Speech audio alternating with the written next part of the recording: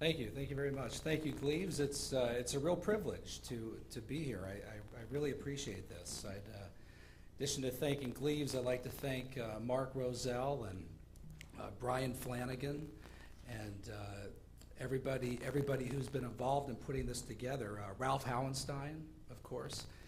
This is a wonderful town, Grand Rapids. I had never been here until you all started the center and started putting together events. In fact, I probably shouldn't say this, but I had never heard of Grand Valley State University until, I know I shouldn't have said it, but because of all the things that you've been doing, that the center has been doing in the last couple of years, I hear the name frequently.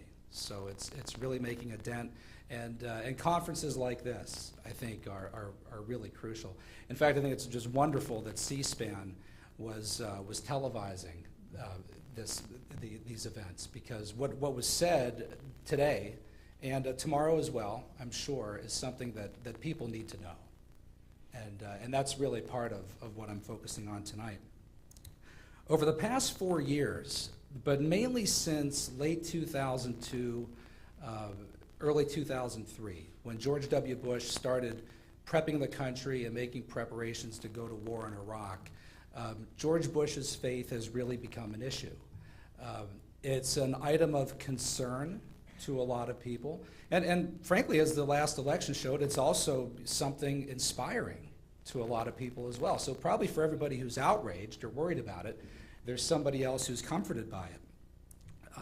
I'm going to focus more on I'd like to address this more to the people who are concerned, because it's said that George Bush has integrated his faith into his presidency in an unprecedented way and an unacceptable way by a lot of people as well. And I disagree with both of those scores. And I think the reason for that is we're missing a couple of crucial contexts, historical and also modern political. But before I get to those, I'd also like to point out that another reason why I think people are so concerned about his faith is the country really is more secular now than it has ever been. I mean, that's a major part of this. Including among, I don't mean elites in a derogatory way, but educated elites, columnists, professors. And I really believe that to some degree, and I'll offer criticisms as well, but I think to a large degree, a lot of what has been said about George Bush's faith is based on misperception, and I think as well stereotypes of Christian believers. And I'll give you a couple of examples of that. I can't tell you how many conversations I've had and emails I received from educated, intelligent people who absolutely assure me that George Bush is in the process of implementing a theocracy, a theocratic government. I mean, that's not true. There's things you can criticize and not like, but he's not implementing a theocracy. And also, the other criticism I get constantly, that I hear constantly about Bush's faith, is that he's a rigid fundamentalist. By the way, he's really a theologically moderate Methodist, if you really look at the whole picture. But he's a rigid fundamentalist, I'm not exaggerating, who's cut from the same cloth as Al-Qaeda and the Taliban. And to give an example of this, and I get this in emails, I've read it in major publications. This is the lead paragraph of the New York Times Sunday magazine piece by Ron Suskind on October 17th, 2004. And I know Ron, we've debated this on 2 or 3 NPR shows. He's a good guy. He's quoting here Bruce Bartlett, who's a Republican. He's an economic conservative. He's not a social conservative. But Bartlett said this: George W. Bush is always talking about is this sort of weird messianic idea of what he thinks God has told him to do. There's a mistaken assumption already in that, but I'll address that later. This is why George W. Bush is so clear-eyed about Al-Qaeda and the Islamic fundamentalist enemy. He understands them because he's just like them. Because he's just like them. I mean, the Al-Qaeda Islamic enemy is driving airplanes into skyscrapers. I mean, George W. Bush has never advocated filling up Air Force One with bombs and driving into a skyscraper. Or when he was in Texas, filling up his pickup truck with bombs and driving into a supermarket. I mean, you know, we need to be more careful about this. And this is the lead in the New York Times Sunday magazine piece. It prints out 14 pages long. It's a very lengthy piece. And for days, in fact, this is interesting, they ran this on Sunday. The Times ran an op-ed from me on Monday. And all day long Monday, I received emails, dozens, probably 100, from people saying, "Didn't you read Ron Suskind's piece?" I mean, he's this Islamic crazy, George W. Bush is. That's part of just the whole mistaken assumption as well, and I've seen this in San Francisco Chronicle, Los Angeles Times, Boston Herald, that a lot of these individuals today, and they're in influential positions where they write columns and so forth, I think they're really broad brushing Christian believers in particular. They are viewing devout people not as the fact that there's liberal Christians, moderate Christians, conservative Christians. There's a Christian right, there's a Christian left. There's a religious left that's been protesting and politically active as long as the religious right. There are over 30,000 different Protestant denominations, right? There's the Catholic Church, and there's people who disagree within the Catholic Church on different things. There's transubstantiation, consubstantiation. There's Lutherans, Baptists, Calvinists, 5-point Calvinists, 3-point Calvinists. I've got a Catholic friend who's like a 2-point Calvinist Catholic. All right, they're all over the place, and I think the mistake that's being made here is they're assuming that any president who's devout in his faith is a rigid, narrow-minded fundamentalist. But it's much more complicated than that. All right.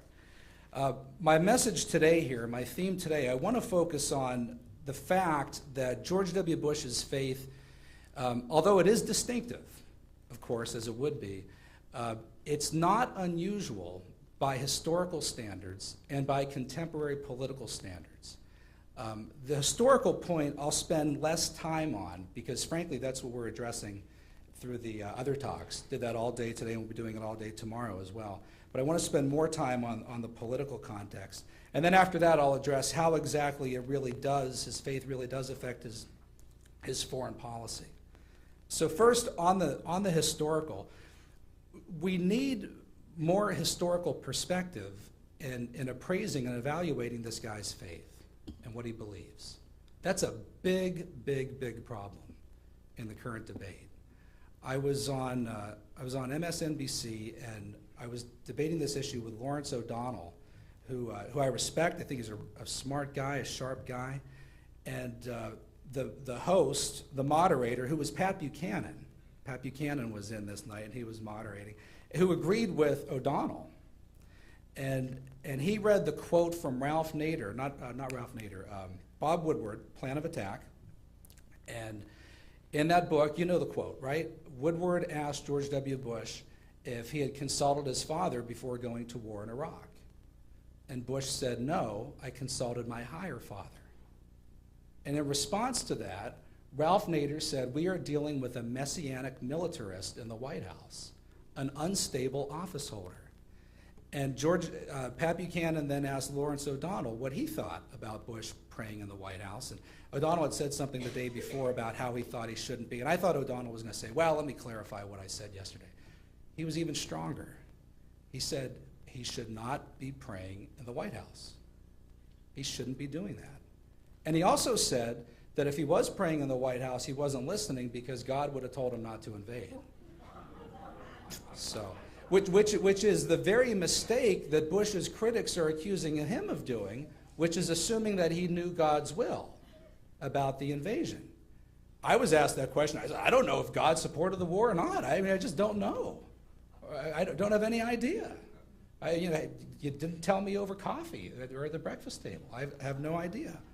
But Lawrence O'Donnell said he shouldn't be praying. Presidents praying on the eve of battle is as traditional in this country as George Washington and the Snow Valley Forge. Abraham Lincoln, a famous quote attributed to Lincoln, I'm often driven to my knees by the overwhelming conviction that I have nowhere else to go. Frankly, I can't name a president who said that he didn't pray on the eve of battle. Another email I get from Christians who are critical of Bush is that Jesus wouldn't support this war. This is a non-Christian war and so forth. That's, again, aside from the fact that I don't really know for sure if that's exactly what Jesus would do. Almost all of our presidents have been Christians or at least believers, and almost all of them have committed troops to battle. That's what presidents do. I mean, Jimmy Carter did Desert One, committed troops. They were given the order to shoot people. I mean, they do that. That might mean that certain wars that they pursue are unjust, and perhaps Jesus wouldn't support them. But that's a debate that we have. And they've all committed troops to battle. That's just what they do. And they usually pray before they do so. And I'm glad they do, because it's a way of sort of appealing to a sort of higher code where you're saying you're just not responsive to public opinion polls, right? Another example, Arthur M. Schlesinger Jr. wrote a piece in the Los Angeles Times about a year ago, very harsh towards President Bush. In that piece, he called John Ashcroft a religious fanatic. Exact words, religious fanatic. In the very next line, he was extolling the virtues of John Quincy Adams. Well, if he's ever read what John Quincy Adams has said about religion, I mean, John Quincy Adams, not to mention his mother Abigail and Father John Adams, all make John Ashcroft look like a secular humanist, but by comparison. In David McCullough's book, there's a great story where John Quincy Adams goes off to Paris with John Adams, and he comes back, and Abigail has this prayer where she says something to the effect of, if John Quincy has premarital sex or loses his virginity while he's away at Paris, she hopes that the Lord will throw him off the boat into the ocean, so he will die in the ocean. Right? That's far more fanatical than anything John Ashcroft has ever said. Far more fanatical than anything. Some examples just of presidents from the 20th century, and I'll stick with Democrats here as the example. Woodrow Wilson, very, very devout, very devout. Presbyterian elder, read the Bible daily, as George W. Bush says that he does. Said, quote, I feel sorry for the men who do not read the Bible every day, unquote. The Bible, he said, was the one supreme source of revelation of the meaning of life. Also, politicians today always refer to the nation as a Judeo-Christian nation. He left out the Judeo. He just referred to it as a Christian nation. America was born a Christian nation, said Wilson, 1913. America was born to exemplify that devotion to the elements of righteousness which derive from the revelations of Holy Scripture. He routinely talked about evil all the time, prayed to do God's will, believed he was doing God's will and what he was doing, particularly in foreign policy. Arthur Link, the director of the Wilson Papers at Princeton, said this, it was no accident that Wilson never thought about public matters, as well as private ones, without first trying to decide what faith and Christian love commanded in the circumstances. His 14 points, the 14th point of which was what? The League of Nations. The League of Nations. Thought he was doing God's work with his 14 points in the League of Nations. Here's Wilson. This is on point 14. The stage, and by the way, he is the liberals' liberal, Woodrow Wilson is. The stage is set, the destiny is closed. It has come about by no plan of our own conceiving, but by the hand of God, who has led us this way. He's talking about point 14. We cannot turn back. We can only go forward with lifted eyes and freshened spirit to follow the vision. It was of this that we dreamed at our birth. America shall in truth show the way. The light streams upon the path ahead and nowhere else. Thought he was doing God's will with the League of Nations. FDR could give a lot of examples with FDR, including inscribing all the pocket versions of the New Testament that were sent out to troops going away to battle in World War II. The inside of it, the inscription that was distributed to literally millions of U.S. soldiers. FDR signed this, quote, "As Commander-in-Chief, I take pleasure in commending the reading of the Bible to all who serve in the armed forces of the United States," unquote. Something George Bush, even if he wanted to in the Iraq War, could never do. He believed that American boys needed to read the words of Christ in going to battle. It was a New Testament that they circulated. Once, he joined U.S. soldiers aboard a warship with Winston Churchill, and he said, "Let's sing Onward Christian Soldiers." And together they all sang Onward Christian Soldiers. His final inaugural, FDR, quote, "We pray to him for the vision to see our way clearly to achievement of his will." Harry Truman. Elizabeth Spaulding talked about Harry Truman today. There's a lot that could be said on Truman. In creating the nation of Israel in 1948, Truman thought he was doing God's will. And by the way, it may have been, but he was convinced that he was doing God's will. It's hard to even begin to imagine how many people in his own administration were against him on this. Almost the entire State Department, almost all of DOD, James Forrestal at DOD, George Marshall. Marshall actually at one point threatened that he might resign before the election, okay, if Truman recognized Israel.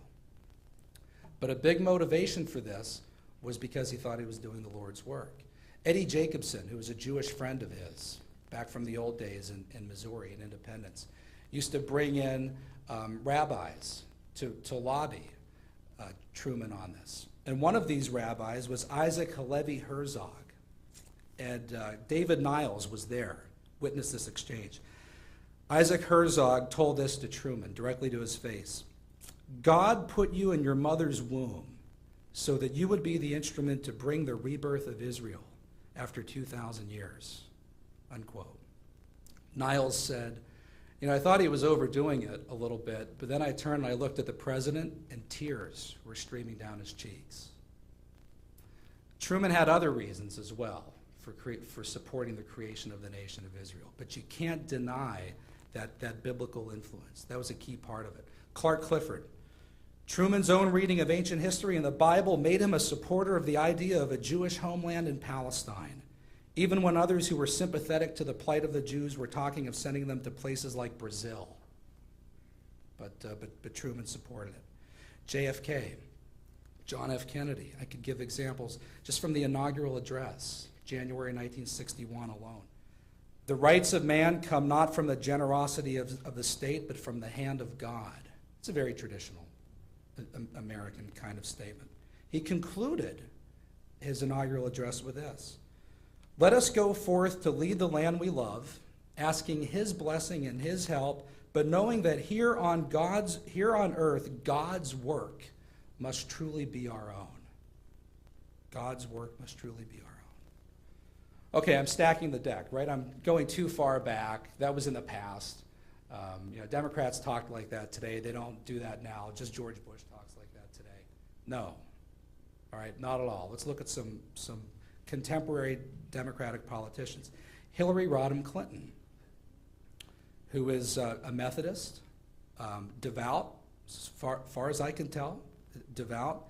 I think quite unappreciated among conservatives is how she relied on prayer to get through those darkest days when she was reading in the newspapers about what was happening with her husband and Monica Lewinsky or whatever that situation was. Prayer got her through that. How? Quote, my faith sustains me, and the power and importance of prayer sustained me. She had what she called prayer partners in the White House and a prayer group in the White House. Did you know that in her book, It Takes a Village, there's a full chapter on religious faith? George Bush's autobiography, faith is a part of it. It's throughout there, but there's no full chapter on faith. Hillary Rodham Clinton has a full chapter just on faith in that book. In it, she says this, among other examples: nothing in the First Amendment converts our public schools into religious-free zones or requires all religious expression to be left behind at the schoolhouse door. She quotes her husband approvingly, right, on this: religion is too important in our history and our heritage for us to keep it out of our schools. Right? Religious education, says Hillary Rodham Clinton and Bill Clinton, needs to be a part of public schools. It's too important to our heritage and our history to take out. John Wesley, I took Wesley's admonition to heart, said the First Lady, former First Lady. The Christian life, she says, is about faith in action. Her husband, Bill Clinton. I went back and I did, and this isn't exact, but there's a collection of documents, it's called the presidential documents, the public papers of the presidents of the United States. It's a collection of every presidential speech, statement, interview, appointment, everything the president says, or at least they try to get everything the president says. By the way, they don't get everything, but they try. Right? It's the official collection that's put out by the government printing office. For the current president and the last one, Bill Clinton, they are now on. They have electronic files, which is great for us doing research because you can do a search. And when I was researching Reagan, I had this student assistant who would go there with a list of keywords and flip through a 1,000-page volume looking for words like evil, John Paul II, all these different keywords that related to his faith. Now you can just look them up. So I did a count on the number of references to Jesus or Christ or Jesus Christ by Clinton and by Bush, because I remembered Bill Clinton had said a lot of these things as well. I didn't do a search on the word God because they both end all their speeches with God bless you and God bless America, so that would just be a tabulation of the number of times they gave speeches, basically. Plus, it's the J word, Jesus, that's considered offensive, right? Divisive. Bill Clinton, and I printed out every single one of them to make sure that the Christ that was flagged didn't refer to the president spoke alongside Jim Smith, pastor of the Church of Christ and whatever. I wanted to make sure that they were actual statements. Bill Clinton mentioned Jesus Christ, one of the three, 41 times as president. George Bush did 14 in his first 3 years. Now you have to average those out over 8 years compared to 3. It still averages out to 5.1 times a year for Clinton and 4.7 for Bush. And where most of these statements were made for Bill Clinton were in churches. I counted 23 examples of Bill Clinton speaking in churches while he was president, and 3 for George W. Bush in his first 3 years.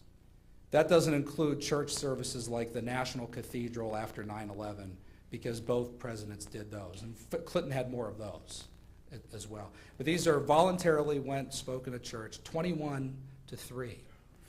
And what Clinton said in these churches is really remarkable. New York City, this is the Kelly Temple Church of God in Christ in Harlem, October 31st, 2000. What was October 31st, 2000? What is that close to? What event? The election, right? Which is going to happen in just a couple days. Here's what he says. Now, we all know why we're here. We can shout amen and have a great time, and we're all preaching to the saved. But I want to talk to you about the people that aren't in this church tonight, the people who have never come to an event like this and never heard a president speak, or even a mayor or comptroller or senator or anybody. But they could vote. And they need to vote. And they need to know why they're voting. And that's really why you're here. Because of all the people who aren't here. Isn't that right? So what you have to do to think about tonight is, what is it you intend to do between now and Tuesday? And on Tuesday, you need to get as many people there as possible, and to make sure when they get to the polls, they know why they're there, what the stakes are, and what the consequences are. I think there are 3 great questions I want you to tell everybody you can reach in Harlem, everybody in New York State. If you've got any friends across the river in New Jersey or any place else, I want you to reach them between now and Tuesday, because this is a razor-thin election. What's he doing in this church? He's there for an explicitly politically partisan purpose, to get people to vote. I mean, that's the whole point. He's totally open about this. Did this many, many, many times as president. By the way, people will really disagree with me on this. I actually don't have a problem if politicians do that. What I have a problem with is if one guy is allowed to do it and get away with it, no one says anything. And then if someone like George W. Bush did this even once, forget it. I mean, if Bush stepped into one Southern Baptist church and made a statement like that a few weeks ago, he would have lost the election. Here's 2 days earlier, October 29th, 2000. Bill Clinton, the Alfred Baptist Church in Alexandria, Virginia. Using a Bible verse here. The scripture says, quote, "While we have time, let us do good unto all men," unquote. And a week from Tuesday, it will be time for us to vote. On November 7th, you're just as important as the president. It matters whether you vote. It is the most important election, and arguably, that you've ever had to vote for. So I implore you, he's speaking in a church, show up, call every friend, family member, co-worker, and halfway interesting-looking stranger that you see on the street between now and September 7th. It's a great chance. Well, it goes on and on, but you get the idea. Here he is at the District of Columbia at a church there. This is the Shiloh Baptist Church in Washington, D.C. I'm pleading with you. I've done everything I know how to do, but you have to show up. Talk to your friends, talk to your neighbors, talk to your family members, talk to your coworkers. Make sure nobody takes a pass on November 7th. Thank you, and God bless you all. In one of these speeches, I won't quote it, but he called Mario Cuomo, who was there on stage with him, as well as Mark Green, the public advocate of New York. Cuomo and Green are big separation of church and state people. And in that speech, Bill Clinton called Mario Cuomo a prophet in that speech, a prophet. This wasn't even reported. I found that one just by going through the old documents. I said, I never knew he called Cuomo, but this is amazing. Who said this? By the grace of God, last year I was elected your president. Bill Clinton, November 1993, Church of God in Christ, Memphis, Tennessee. Clinton, August 1994, Temple Hills, Maryland. Our ministry is to do the work of God here on earth. So again, this happens all the time. I'll give just a couple of other examples of politicking in churches. Hillary Rodham Clinton, on the day of the election in 2000, running in New York for the New York Senate seat, campaigned in 7 churches in 7 hours on that day. The New York Times reported on it. Quote, in a day of gospel and politics, Hillary Rodham Clinton preached and prayed her way through 7 churches in 7 hours yesterday, moving to close out her campaign by urging black parishioners in New York City to turn out to support her tomorrow. She pleaded and cajoled churchgoers to vote the full Democratic line. The same striking scene was repeated again and again throughout the day. New York Times, which is usually very sensitive to this kind of separation of church and state stuff, to this infusion of politics and religion. Reporter Adam Nagurney wrote enthusiastically, quote, there was a rustle of excitement and raised hands and swell of organ music and gospel song that accompanied the First Lady. It ran beside a picture of a woman at one of these churches who was holding a big sign that said, all souls to the polls. Right? All souls to the polls. Vice President Gore did the same thing. Vice President Gore campaigned in more churches the weekend before the 2000 vote than George W. Bush did in his first 3 years as president. Probably actually his first 4 years. In one of these in Memphis, he said this. This is what he told the congregation. Deep within us, we each have the capacity for good and evil. I am taught that good overcomes evil if we choose that outcome. I feel it coming. I feel a message from this gathering that on Tuesday we're going to carry Tennessee, and Memphis is going to lead all the way. Maybe I'm reading too much into this, but it almost sounds like he's saying that a Bush victory would be a victory for evil in that statement. I think that's what that says. I'm trying to be fair, as charitable as I can. There were 2 women from the Hill District in Pittsburgh that were interviewed by the Pittsburgh Post-Gazette after the election, or after Gore spoke in this church in the Hill District. And one of them said, she said, "I've never voted before, but I'm terrified. I'm going to run to the polls on Tuesday, and I'm going to vote for Al Gore, because this is the lives of our children that are at stake now." So campaigning in churches. Barry Lynn has said, quote, "Republicans have a long history of seeking votes on a religious basis." Yeah, they do. So do Democrats. Mark Pelvin, he's Associate Director for the Religious Action Center of Reform Judaism, agrees. He says that liberals become upset by Republicans' talk of faith because Republicans have a history of using religion for politically partisan purposes. Both sides do. Both sides do. From the 2004 campaign, I'll give a couple of examples and then I'll wrap up and just mention how Bush's faith affects his foreign policy. You can go through this chronologically. I could give a lot of different examples. December 2003 in Iowa, campaigning in Iowa, Dick Gephardt said, quote, "Jesus was a Democrat, I think." That was in Iowa in 2003. I found one newspaper in the country that reported that. It was the New York Times. Maureen Dowd didn't write a column on it. No one editorialized on it. But he said Jesus was a Democrat. I mean, if George Bush had said that one time, that Jesus was a Republican. George W. Bush got in a heap of trouble in Iowa 4 years earlier in December for saying Jesus was his favorite philosopher. All right? Gephardt said Jesus was a Democrat. And also on the campaign trail, Gephardt kept using the word evildoers, which he was applying to Enron executives. All right, rather than Bush was applying it, of course, to different people. In August, at the Democratic convention, Jesse Jackson said, quote, Jackson, quote, "Herod was a conservative, Jesus was a liberal," unquote. I had a friend who called me about that one. I found it in the San Diego Union Tribune was the only paper I found that reported it. Just one paper reported it.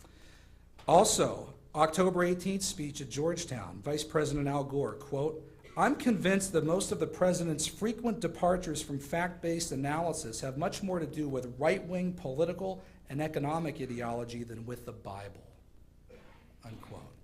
So, in other words, George W. Bush's policies and faith, these aren't very Christian. Okay if he said that, right? Speaking a week earlier in New York City, Bill Clinton said the Republican Party is the party of 9 commandments and is guilty of bearing false witness. John Kerry, I thought this was fascinating. By the way, Senator Tom Harkin said about 3 or 4 days before the election that John Kerry is moving up in the polls now the way that God wants him to. Tom Harkin said that out in Iowa. Kerry used a verse from the New Testament, James 2:14, all right, which says this: "What good is it, my brothers, if a man claims to have faith but has no deeds?" Unquote. When he used that verse, the point of it was to question the sincerity of George W. Bush's faith in terms of matching with his policies. What good is it, my brothers, if a man claims to have faith but no deeds? Kerry first used that on March 7th in a Mississippi church. No one complained about it. No one in the media, no one in the New York Times said, wait a second, a politician shouldn't use his faith, shouldn't go around using a New Testament verse to question another man's faith. You shouldn't do that. No one said anything. Did it again on March 28th. So because of that, did it repeatedly. I counted 4 times in the last 4 weeks of the campaign. And then October 13th in the final presidential debate in Tempe, Arizona, he did it twice. He used that verse twice. And that was the purpose of it. That's why he was using it, to question the sincerity of Bush's faith. This brings me to my last point. How is George Bush's faith unusual? One, the Office of Faith-Based Initiatives is unusual, all right? No question about that. And that's going to be talked about in a panel tomorrow, I see. Also, and people who don't like George W. Bush will have trouble believing this, but I assure you it's true. His faith is extraordinarily ecumenical. He said in that last debate in Tempe, Arizona, I got an email from an atheist who said, the president said last night that even non-believers are welcome in America. I've never heard a president say that before. I said, yeah, well, there's more than that. He says, first of all, he said that all the time. He said it in 99 as governor and 98 as governor. But Bush frequently says, people of faith do and often do bad things, just as people of no faith do and often do good things.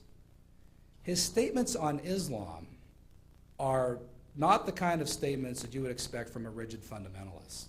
Let's just put it that way. The face of terror is not the true faith of Islam. That's not what Islam is all about. Islam is peace, said Bush, September 17th, 2001.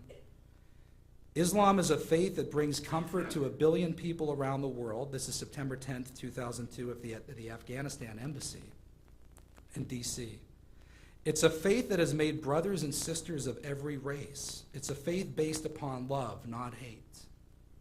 George Bush says that the Quran teaches tolerance. And he also calls the Quran a holy work.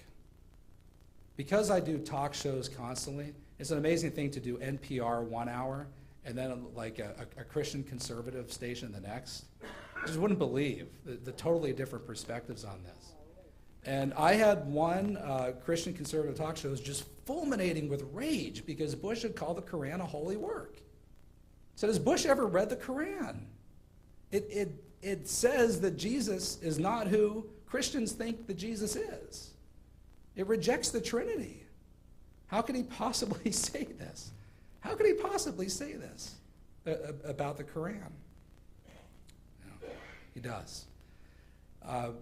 Nicholas Kristof, New York Times, Bill Keller, New York Times, Howard Feynman, Jim Hoagland have all praised Bush and said, you know, on Islam, got to give him credit because this was extraordinary the way he reached out to Muslims after September 11th. He did whatever he could to try to ensure that there was no backlash against Muslims as what happened to Japanese Americans after Pearl Harbor. So, final issue, and then I'll take your questions. How does Bush's faith affect his foreign policy, and more specifically, the Middle East, the war on terror, the war in Iraq? And does he believe that God called on him to invade Iraq and remove Saddam Hussein? That's the one question that I asked everybody that I could. When I was trying to get an interview with Bush, and I was having trouble, I told Dan Bartlett, the director of communications, I said, look, can you just get me, at the very least, a response to that question? Did the president believe that God called on him to invade Iraq and remove Saddam? He said, all right, I'll try to at least get that. He gave me a typed response, okay? Quote, going into this period, the Iraq War, I was praying for the strength to do the Lord's will, but I'm surely not going to justify war based upon God. It's the same thing that he told Bob Woodward. Bush says that he prays for wisdom and strength and guidance. Now, to people who maybe don't understand religious people, they might say, all right, that wisdom thing, that guidance, all right, what about that? Well, the way this works, hopefully, is that you pray to God to do God's will, to be a messenger of God's will. But the problem is, here's the rub, you don't always know exactly where and when, if you are. And if decision X is in fact God's will. By the way, if he thought he was, he wouldn't be any different than Woodrow Wilson with the League of Nations and with George Washington in Yorktown and the American Revolution. But one of the things that George W. Bush has lamented is that his theology doesn't give him a crystal ball where he can know that for sure. So he can't know absolutely for sure. He gave a half a dozen different reasons for invading Iraq, when you stop and list them all out. None of them was because that he felt God was calling him to do it, or because he felt that Jesus one morning called on him to send in the Marines. Told the same thing to Tom Brokaw as well. All right, then how does it affect his foreign policy? This is important. George W. Bush believes that God has implanted the desire for freedom on the hearts of all human beings. All human beings. Christians, Jews, Muslims, everybody. right? He said in Senegal, Africa, July 2003, God has imparted the desire for freedom on the breast of all human beings. He said this many, many times. Now, in response to this, and by the way, Lawrence O'Donnell, when I was on with him that one night, said that was disturbing, that Bush believes that. Actually, what would be disturbing would be to have a president who stood up there and said, I believe that God doesn't want people to be free. I believe God is against the idea of people being free. But what he's articulating there is as traditional as the American founding, with Jefferson, John Locke, and all the way up through through Lincoln and Reagan and so forth. Right, the three inalienable rights: life, liberty, right? Freedom is one of these. Now, a good criticism you could say is, well, that's fine, that's cool, but there's never been a workable Muslim, Arab, Middle East democracy. Freedom House at the end of the 20th century had this category, Arab Muslim nation, 16 out of 16 non-democracies.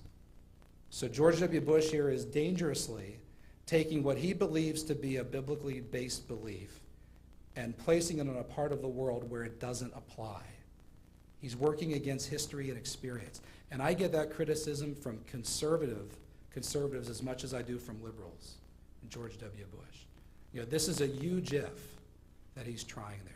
Now, Bush in response would say, he says that's arrogant. It's arrogant to just think that us Western people are capable of democracy.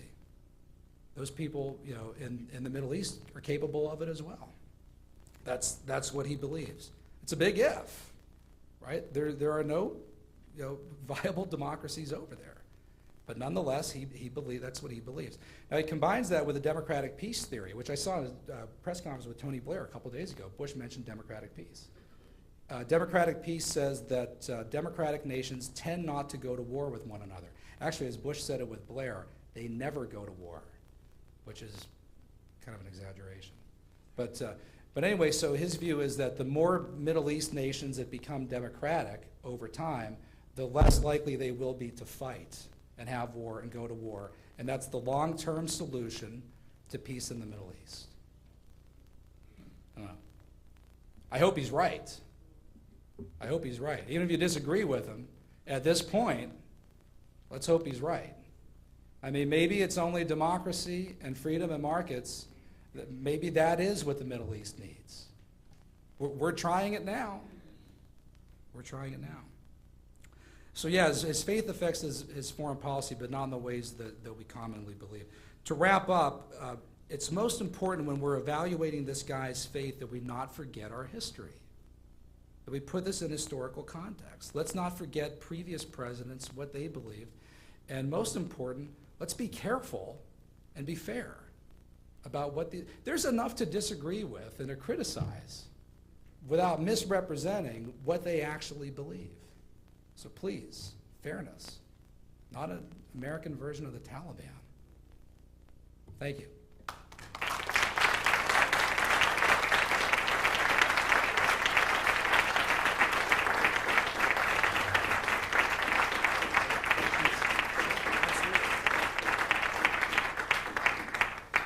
Well, thank you very much, Professor Kengor. Very provocative comments. I think it's very interesting. I think most of us were raised with the maxim that, if you're a guest in somebody's home, you don't talk about religion. If you're a guest in somebody's home, you don't talk about politics. What we've been so audacious is that we've combined the two and talked about them, and it always leads to provocative comments. So we appreciate your insightful comments. Now, what we do usually at a Hallenstein Center event here at the Ford is we pass out these cards. If you have a question for Professor Kengor, you have the opportunity to write that question down and pass them to the aisles. And on the back, if you will, there's a little box here. If you're not on our mailing list already, would you please fill it out so that we can stay in contact with you, so we can send you notices of our programs. Now, while the audience is writing questions, I have as a speaker's prerogative here to ask you the first question. From your comments, it would seem that the Democrats wouldn't have any problem at all reaching out to evangelicals then on the faith issues? How do you reconcile all the overwhelming evidence that you present with the problems that the Democrats have been talking about in 2004 about not being able to reach evangelical Christians and conservative Catholics? Yeah, and John Kerry said during the campaign, in fact, it was that last debate in Tempe, Arizona, October 13th, he said, quote, "My faith affects everything I do in public life," unquote. It's an exact quote. With the exception of abortion, his policy on abortion, which he had said earlier. And by the way, a really interesting fact is, this is based on CNN exit poll dating that was posted the day after the election. Whereas 15% of the people who voted in this election said that they go to church weekly or more, and they went 2/3 for Bush. Another 15% that say they never go to church went 2/3 for Kerry. So, and that was actually likewise in 2000. And the CNN exit poll data also showed that Catholics went for Bush 51 to 48%, which exactly mirrored the overall vote total. I really have, I think, a pretty good personal perspective on this, and my entire family is Roman Catholic, and they're all Pennsylvania Democrats, Catholic Democrats. And those of you who are Kerry supporters, I can't begin to tell you how important the abortion issue is to them. If you're not familiar with this, just take my word for it. When I was talking with Ron Suskind about this on NPR, he said that the bishops really you're kind of using their muscle to tell Catholics how to vote. No.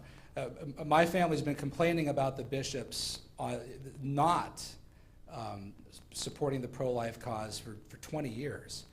And for the first time ever, my grandmother voted for George W. Bush because of the abortion issue. Dr. D'Antonio made exactly right this morning on social justice issues and so forth, social gospel and those issues, minimum wage, poverty and so forth. Yeah, I mean, certainly John Kerry could say, "Hey, I'm more your guy than Bush is on the death penalty, capital punishment." But speaking from the people that I know, the Catholics that I know, they're far more interested in where someone like John Kerry stands on what they view as a life issue with abortion than on something like the minimum wage or because look, none of us knows if Jesus would prefer an upper marginal income tax rate of 39% or 36%. All right, we don't know that. We know that Jesus wants us to help the poor. Conservatives prefer private sector ways of doing that. Liberals prefer government ways of doing that. But it's not crystal clear as to exactly what the Kyoto Treaty.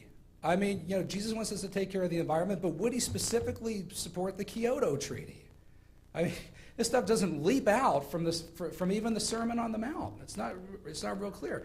But as far as my relatives are concerned, while they don't know if Jesus would support an increase in the minimum wage, they are absolutely convinced that he wouldn't be a champion of legalized abortion. And that is their number one issue. I was telling someone on the way over, I really think, and I have any data to support this? No. That if the Democrats had run a pro-life Democrat this time, they might have won. Catholics who go to Mass weekly went, according to CNN exit poll data, went for Bush 55 to 44%. Massachusetts Catholics voted for Kerry 50 to 49. 1 percentage point, he won Massachusetts Catholics. Catholics in New York State went Bush 51-48. Karl Rove was hoping to win the white Catholic in 2004. He won all Catholics in 2004. And also, and this is based on early exit poll data, but we crunched these numbers. In Ohio, Catholics cast 780,000 votes for Bush, and about 620,000 for Kerry, which was larger than the overall margin for the state. In other words, if Kerry had just won Ohio Catholics, he would have won the election. 44 years ago, a JFK from Massachusetts won a narrow election because he overwhelmingly won the Catholic vote by several million. This JFK lost the election because he lost the Catholic vote, which is an amazing thing, really, when you think about it. And I just can't begin to tell you how much abortion is a part of that. I talk to these people on talk shows. I'm voting for George Bush because he's pro-life, period. That's it. By the way, that question, moral values, that we're making such a big deal about, you know, when I really stopped to think about it, I didn't get polled when I left after I cast my vote, but if someone had asked me, what's the number one issue to you? I mean, Middle East is what I teach.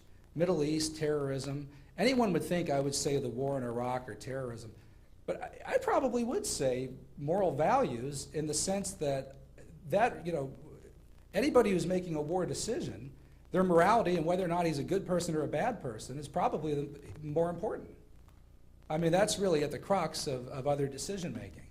So in a way, unless you see moral values as just language for gay marriage or something, but I don't know that it was just that. We have a lot of questions coming in. This one is, if Democrats moderated their views on abortion a little bit, do you think that would be enough to win the votes of evangelical Christians enough to win elections? It would have made a huge difference in this election because I talked to many, many evangelicals, especially in Ohio, who were against the war and worried about the economy. That was a big issue. In Pennsylvania, I don't know if any of you heard this. I swear we have more pro-life Democrats than any other state.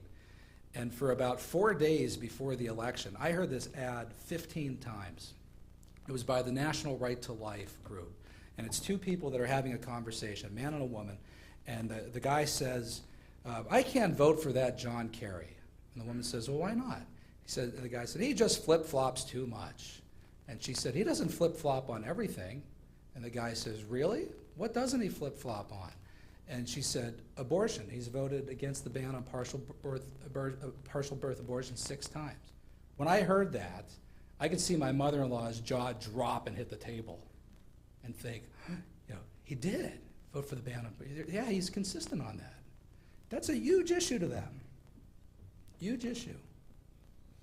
And I think that if they feel that if you get that one wrong, I have to be careful about how I say this.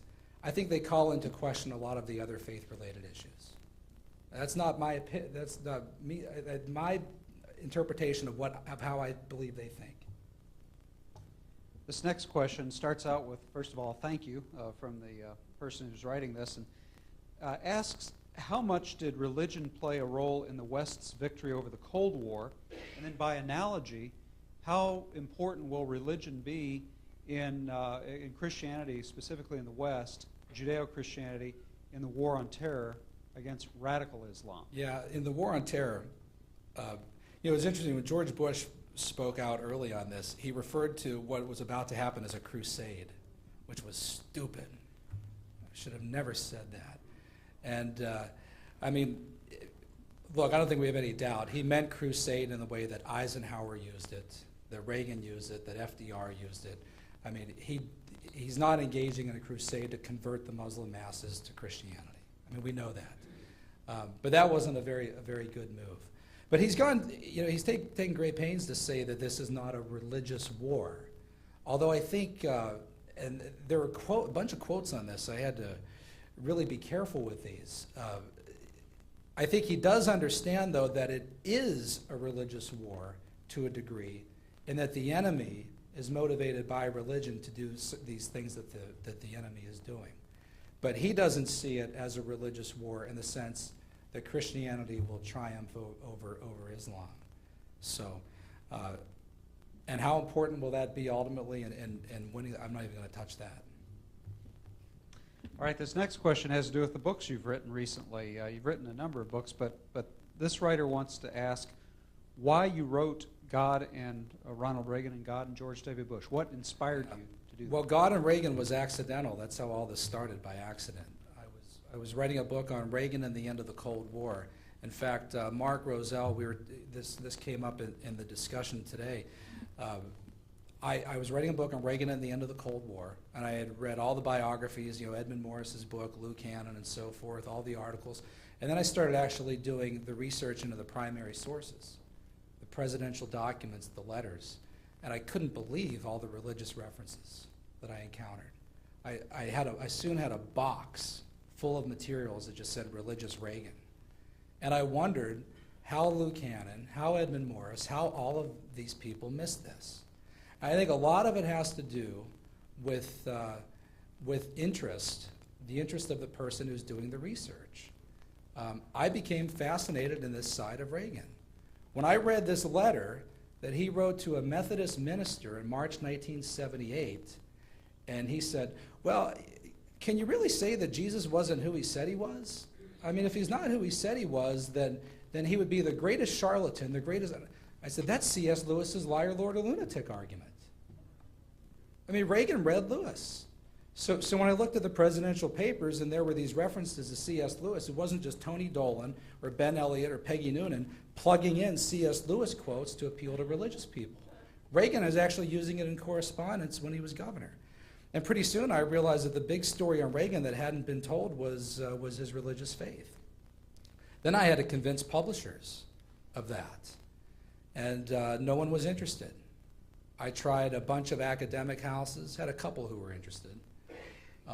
One rejected it. I won't say what house it was, because he said, I strongly disagree with you that this has the large market appeal that you think that it does. And this is an academic house. They're not supposed to care about market appeal and whether or not they sell any books. So I was really shocked by that. And then I tried just about every publishing house in New York. One major house said, well, if this was a book on Reagan and the Cold War, I'd be interested. So there's 100 books on Reagan and the Cold War.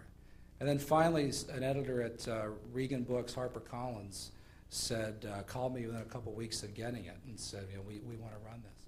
So the way the Bush book happened was my editor said, you've got to do a book now on the current president. And I said, well, okay, I'd be happy to. At that point, there hadn't been the 2 or 3 other books that have since come out on Bush's faith. But still, beyond that, this is a subject that I'm very interested in. And if John Kerry had won, I've got a big box that says God and John F. Kerry sitting in my office with all kinds of material that I don't know what I'm going to do with now. I guess I'll just have to toss it out. But a Kerry book would have been fun. It would have been interesting. The Catholic dynamic, the battles with the church, it would have been a lot of fun. Well, I think we see your whole career laid out before you. With every new president, you've got a new book there lined up. You know, it's interesting. 3 or 4 questions that I got here are questioning you about how they heard this wonderful listing of evidence about the Democrats in particular, and they want to know how sincere you think the Democrats are. How sincere is a Hillary Rodham Clinton when she's invoking biblical verses and so forth? What is your judgment? I get that question from conservative Christians all the time. Dear Dr. Kengor, no one complains about Bill Clinton's references to God because they know he doesn't mean it. I get that all the time. No one cares about, fill in the blank, John Kerry, Hillary Rodham Clintons because they know they don't mean it. And I always say, you can't say that. I mean, you don't know that. You don't know that for sure. And then I get on the other letters from like this minister in Maryland a couple weeks ago who said, you say George W. Bush is born again. Actually, I never said that because George W. Bush doesn't use the words born again. He says he's uncomfortable with the language. He said it probably accurately describes what happened to him, but he doesn't like the language. But his minister said, George W. Bush isn't born again, he's stillborn. Stillborn. You should read my emails. I should just bring in a list of them. No, I think the Democrats, I think they mean it, and a lot of, it drives me crazy. What people are really debating are policy differences. 2 people can be Christians, and just, one could be a liberal Christian, one could be a conservative Christian, and they can differ over a war, they could differ over the best way to poverty, but because, as this minister told me, Bush favors tax cuts, he's not a Christian. I mean, no, it's just that he has a different way of addressing poverty. And also, by the way, the death penalty, capital punishment, That's something that I've always struggled with, and I'm basically against it, against capital punishment. But that's a legitimate debate. I mean, there are, I think you can make a solid case that the Bible supports capital punishment. Also, you can make a solid case that Jesus was against it. So I wouldn't use that as a standard either to judge whether or not somebody's a Christian. Bush is not a Christian because he supports the death penalty. No way. I wouldn't use that as criteria. It's a little plug for Michigan, for somebody who's from Pennsylvania. And Justice Taylor, correct me if I'm wrong, but Michigan is the first state in the English-speaking world which outlawed capital punishment. I believe it was 1849 or something like that. Isn't that the case? So this state is the first place that outlawed it. Kind of an interesting fact. Let's have just one last question. Since we know that you're not going to be writing God and John Kerry, what is your next book? Well, I'm finishing the work on Reagan that I began a few years ago. I've been working on it for almost 10 years. And that'll be done probably next summer. Then actually I'm doing Ronald Reagan's National Security Advisor, who I got to know really well because he was closest to Reagan spiritually than anybody else. He used to pray with Reagan in the White House, a guy named William P. Clark. And he's so devout that on his 6,000-acre ranch in Paso Robles, California, he's built a chapel there, which he opens to the entire community. And they've been urging him. New York Times called him the most important advisor in the Reagan administration, which he was. And people have been urging him for years to write his memoirs, and he asked me to write his biography, so I'm doing that next, which I'm looking forward to. Well, thank you very much, Paul Kengor. Thanks.